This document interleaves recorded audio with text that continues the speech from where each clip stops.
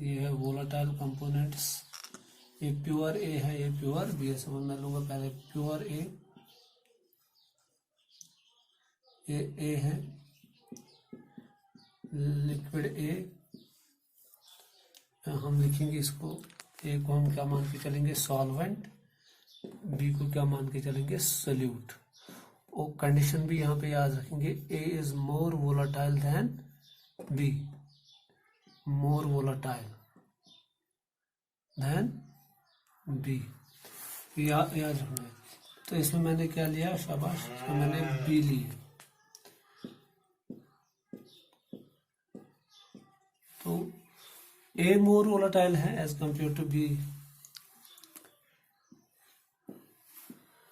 तो जब हम इनको क्लोज्ड कंटेनर में लेते हैं तो इसका भी कुछ अपना वेपर प्रेशर होगा, इसका भी कुछ अपना वेपर प्रेशर होगा। इसका वेपर प्रेशर हम लेंगे पी नॉट ए, इसका क्या लेंगे पी नॉट बी। तो यहाँ पे भी हम क्या लिखेंगे P not A is greater than P not B, क्योंकि हमने पहले ही बताया A is more volatile than B. अब जब हम इनको मिक्स कर रहे हैं, अब जब हम इनका क्या बना रहे हैं, सोल्यूशन बना रहे हैं। अब इस सरफेस पे ए बी होगा, बी भी होगा, ए बी होगा, बी भी होगा। तो जो यहाँ पे वेपर्स होंगे वो एज कंपेयर टू दिस कम होंगे, मगर एज कंपेयर टू दिस ज्यादा होंगे। सपोज यहाँ पे प्रेशर होगा ए का प्रेशर,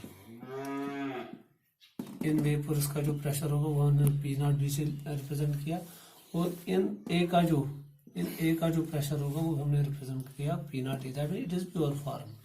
ये प्योर फॉर्म में इनका प्रेशर है, और ये क्या है, ये सॉल्यूशन फॉर्म में इनका, क्योंकि यहाँ पे ए भी होंगे और बी भी होंगे। तो इस प्रेशर को हम रिप्रेजेंट करेंगे पी एस, क्योंकि हमने सॉल्यूशन बनाया। अब हमने दो कंपोनेंट्स को मिक्सअप करके सॉल्यूशन बनाया, ए भी इसमें डाला, ए भी इसमें डाला। तो इसका जो वेपर प्रेशर होगा वो पी एस से हमने रिप्रेजेंट किया। जो इस सॉल्यूशन में टोटल प्रेशर होगा वो किस किसके कारण होगा, शाबाश, वो तो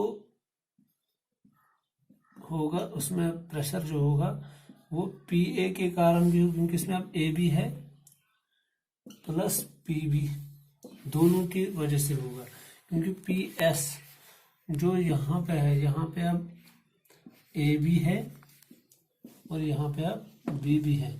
प्योर फॉर्म में पी नॉट ए से रिप्रेजेंट करते हैं, मगर यहाँ पे प्योर फॉर्म में नहीं है, यहाँ पे कंबाइनड फॉर्म में है। तो यहाँ पे हम इन पी ए के प्रेशर को पी नॉट ए का प्रेशर रिप्रेजेंट नहीं करेंगे, यहाँ पे हम उसका प्रेशर रिप्रेजेंट करेंगे पी ए से। तो this is the only case of pure condition, this is the only case of pure condition.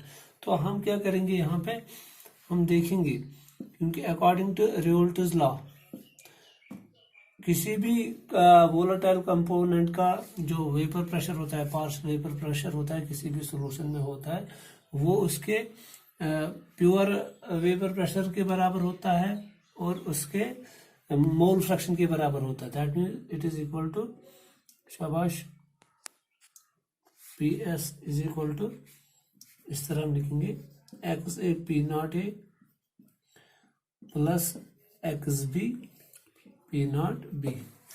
तो ये है सॉल्यूशन का टोटल वेपर प्रेशर। तो यहाँ पे इक्वेशन आ गई, हम ऐसे भी लिख सकते हैं P S is equal to P not A X A plus P not B X B.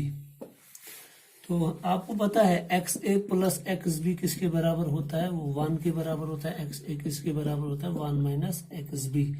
तो हम एक्स ए का वैल्यू यहाँ पे सब्स्टिट्यूट कर सकते हैं या एक्स बी का वैल्यू सब्स्टिट्यूट कर सकते हैं, आपकी मर्जी, जिसका वैल्यू भी आप सब्स्टिट्यूट कर सकते हो। तो क्या आएगा यहाँ पे, P S equal to P not A X A plus P naught, sorry यहाँ पे हमें एक्स ए का वैल्यू सब्स्टिट्यूट करना था, P not A 1 minus X B plus P not B X B, ऐसा आएगा। तो पी एस का वैल्यू फिर से P not A minus P not A X B plus P not B X B. तो इन दो में से कॉमन निकालेंगे एक्स बी, तो क्या आएगा, P S is equal to P not A minus, शाबाश, हम ऐसे लिखेंगे, plus P not B minus P not A into X B. इस तरह ये इक्वेशन बन जाएगी। ये इक्वेशन बन गई, हमें इसका नाम लिखेंगे क्या, शाबाश, इक्वेशन फर्स्ट, इक्वेशन फर्स्ट लिखेंगे। इसी तरह और एक इक्वेशन बन जाएगी हमें, जब हम सपोज हम X A plus X B is equal to 1, अभी हमने लिखा, हम लिखेंगे X B is equal to 1 minus X A. तो उस टाइम ये वाली इक्वेशन क्या बन जाएगी, शाबाश, P S is equal to P not A X A plus P not B 1 minus X A. तो P S is equal to P not A X, यहाँ पे आएगा एक्स ए, शाबाश, plus P not B minus P not B X A. तो यहाँ पे इन दो में, क्योंकि एक्स ए इन दो में कॉमन है, तो यहाँ से निकालेंगे ये common. P S is equal to क्या आएगा, P not A minus P not B, शाबाश, एक्स ए। हम ऐसे लिखेंगे, हम इसको ऐसे लिखेंगे, पी नॉट बी पहले लिखेंगे, फिर क्या लिखेंगे, प्लस, शाबाश, यहाँ पर लिखेंगे P not A minus P not be into, शाबाश, एक्स ए। तो इस तरह ये इक्वेशन सेकंड बन गई। तो अब अगर हम यहाँ पे ग्राफ डालेंगे, क्योंकि जो पी एस है, पी एस किसके बराबर है, अगर आपने पहला देखा होगा, पी एस बराबर है यहाँ पर P S is equal to P A plus P B. तो वही पी ए फिर खुद किसके बराबर आ गया, X A P A, P B किसके बराबर आ गया, एक्स बी पी बी। तो अगर हम यहाँ पे देखेंगे, अगर हमें ग्राफ प्लॉट करना होगा, तो ये इक्वेशन तो हम यहाँ पे रखेंगे। यहाँ पे अब आपको सीखना है, सपोज आपको पता है P A is equal to X A P not A, तो P B is equal to X B P not B. ये कौन सा ग्राफ फॉलो करता है, y is equal to M X. ये भी कौन सा ग्राफ है, y is equal to M X. y कौन है, पी बी, m कौन है, X B, sorry P not B है,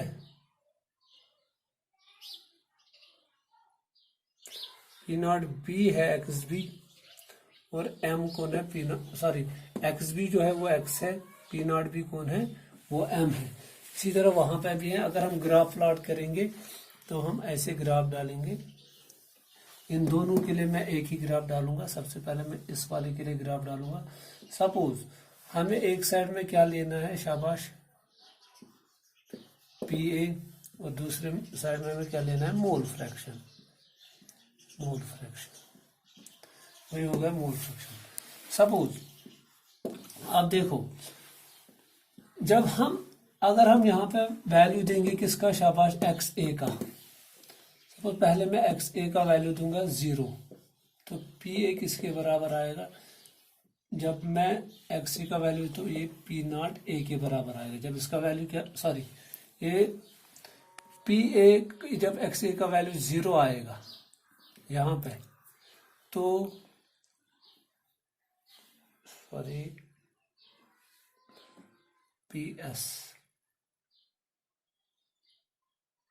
हाँ, जब हम यहाँ पे इसका वैल्यू क्या देंगे, हाँ, जब एक्स ए का वैल्यू क्या देंगे 0, तो पी ए का वैल्यू क्या आएगा 0।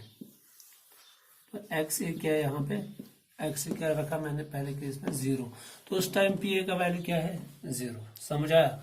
इसी तरह यहाँ पे 0 आएगा। अब दूसरे केस में इसी के लिए अब मैं क्या रखूंगा, एक्स ए के बदले 1 रखूंगा, तो पी ए का वैल्यू किसके बराबर आएगा, पी नॉट ए के बराबर। तो जब पी नॉट ए के बराबर आएगा, एक्स मोल फ्रैक्शन का वैल्यू हमेशा रेंज करता है फ्रॉम 0 to 1। सपोज यहाँ पे मैं रखूंगा X A is equal to 1, क्योंकि इसका वैल्यू किसके बराबर आ गया, पी नॉट ए के। तो यहाँ पे मैं और एक लाइन खींचूंगा, यहाँ पे रखूंगा मैं, क्योंकि लीनियर पैटर्न ये फॉलो करता है, Y is equal to M X, तो ग्राफ ऐसे आएगा इस तरह, ये पी नॉट ए का वैल्यू आ गया। अब इसके बाद दूसरा है P not be. P not B के लिए मैं क्या रखूंगा, पहले एक्स बी रखूंगा 0, एक्स बी रखूंगा 0। अब मैं यहाँ पे, क्योंकि X is equal to 0, X is equal to 1, अब मैं यहाँ से स्टार्ट करूंगा।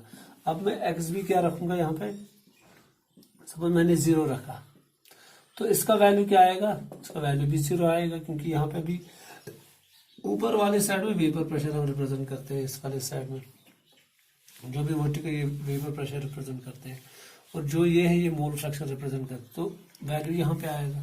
अब जब आप एक्स बी का वैल्यू क्या रखोगे 1, तो पी बी का वैल्यू क्या आएगा, पी नॉट बी। अब सवाल है, दैट मीन आप 0 से 1 तक बढ़ा रहे हो, X B is equal to 1। सवाल है क्या आप जो आप यहाँ पे पी नॉट बी का, दूसरे केस में पी नॉट बी का वैल्यू रखोगे वो इससे ऊपर रखोगे, इससे कम, क्योंकि हमने पहले ही कंडीशन रखी है ए का जो वेपर प्रेशर है वो ज्यादा है, ए वोलाटाइल है more as compared to B, तो इसका वैल्यू उसके कंपैरिजन में कम ही आएगा। तो इस तरह इसका भी वही ग्राफ आएगा, लीनियर ग्राफ आएगा पासिंग थ्रू द ऑरिजिन। ये किसके लिए आ गया, पी नॉट बी के लिए। That means this graph is P A is equal to P not A X A, and this one is called P B is equal to P not B X B. अब हमें किसका graph डालना है, total जो हमने फिर निकाला। Total के लिए सपोज ये वाली इक्वेशन मैं लूंगा, ये वाली इक्वेशन, या वो भी आप ले सकते हो, आपकी मर्जी। सब अगर मैं एक्स ए का वैल्यू क्या रखूंगा 0, जब इसका वैल्यू 0 आएगा तो पी एस का टोटल सोल्यूशन का वैल्यू कहाँ पे आएगा, पी नॉट बी पे। आप समझो जब इसका वैल्यू 0 रखा जाएगा, एक्स ए का वैल्यू यहाँ पे 0 है, तो उस टाइम ओवरऑल सोल्यूशन का प्रेशर कहाँ पे आएगा, क्योंकि ये सारा क्या बन जाएगा 0, यहाँ पे क्या बन जाएगा पी नॉट बी। और जब आप इसका वैल्यू क्या रखोगे 1, जब इसका 1 रखोगे तो ये पूरा बन जाएगा पी नॉट ए माइनस, ये ऐसा ही रहेगा, P not be cancel out हो जाएगा, तो इसका वैल्यू क्या आ जाएगा पी नॉट ए। तो ग्राफ कहाँ से कहाँ आ गया, यहाँ से यहाँ। तो ये क्या है, ये पी एस है which is equal to P A plus P B. यहाँ यही आप लिख सकते हो, P S is equal to P not B plus P not A minus B, ये वाला ग्राफ लिख सकते हो। This is the graph that we have plotted for the case first which is called, इसमें मैंने फर्स्ट वाले case का भी ग्राफ लाया, सेकंड वाला ग्राफ, सब कुछ मैंने मिलाया और आपको समझाने की कोशिश की ये ग्राफ क्या होता है। अब जो दूसरी कॉलिगेटिव प्रॉपर्टी है वो अब आपको समझना है। दूसरी कॉलिगेटिव प्रॉपर्टी क्या है,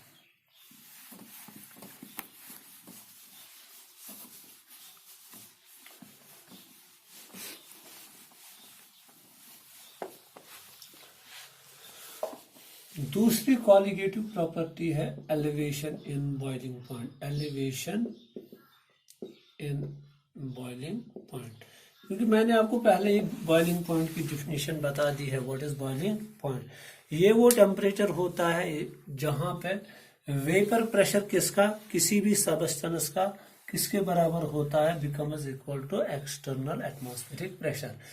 किसी भी लिक्विड, किसी भी सबस्टेंस का जब vapour pressure external atmospheric pressure के बराबर आएगा, बराबर होगा, तो हम उसका वो टेम्परेचर क्या कहलाता है, boiling point. Suppose 100 degree Celsius पे हमारा जो वाटर है, जो प्लेन एरियाज हैं, प्लेन रीजन्स है, वहां पे जो वाटर का बॉइलिंग पॉइंट होता है 100 डिग्री सेल्सियस होता है। दैट मीन 100 डिग्री टेम्परेचर पे, 100 डिग्री सेल्सियस पे हमारे वाटर का जो वेपर प्रेशर है वो बाहर के एटमॉस्फेरिक प्रेशर के बराबर होता है। आप मान लो जहां पर वेपर प्रेशर किसी भी सबस्टेंस का एक्सटर्नल एटमॉस्फेरिक प्रेशर के बराबर होगा, उस टेम्परेचर को हम क्या कहते हैं, बॉइलिंग पॉइंट। सबसे पहले हम बॉइलिंग पॉइंट की डिफिनेशन यहाँ पे फिर से लिखेंगे। बॉइलिंग पॉइंट, बाद में सीखेंगे एलिवेशन इन बॉइलिंग पॉइंट क्या होता है। क्योंकि मैंने बताया elevation in boiling point is a qualitative property, that means अब आपको एक सॉल्यूशन लेना है, उसमें आपको क्या करना है, आपको नॉन वोलेटाइल सॉल्यूट ऐड करना है, फिर आपको देखना है कि